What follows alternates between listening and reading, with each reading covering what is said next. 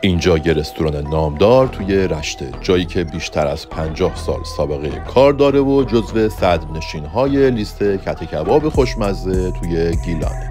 اومدم به رشت خیابون فلسطین، رستوران اردشیر، جایی که همیشه جزو پیشنهاد فالوورها برای کته کباب گیلانی بوده. گوشه سالنی که میبینید میز انتخاب کردیم و داخل منو غذاها هم با مخلفات کامل و هم بدون مخلفات قیمت گذاری شده بود. یه دونه این چلو کباب مخصوص با مخلفات، یه برنج با یه کباب ترش، یه غذا با مخلفات کامل و یه غذا بدون مخلفات انتخاب کردیم. زیتون پرورده، اشپر باقالی و گردو و این مابقی داستان که میبینید مخلفات مربوط به یک غذاست. غذای اصلی خیلی زود آماده شد. کته کباب مخصوص اردشیر و کباب ترش گیلانی که گذاشتمش کنار بشقاب خوشگل‌تر شه. اندازه و نوع برش های گوشت حتما توجه شما رو هم مثل من جلب کرد. طبخ بدون ذره‌ای سوختگی، بافت پوک و طعم استاندارد کباب، 3 امتیاز مثبت.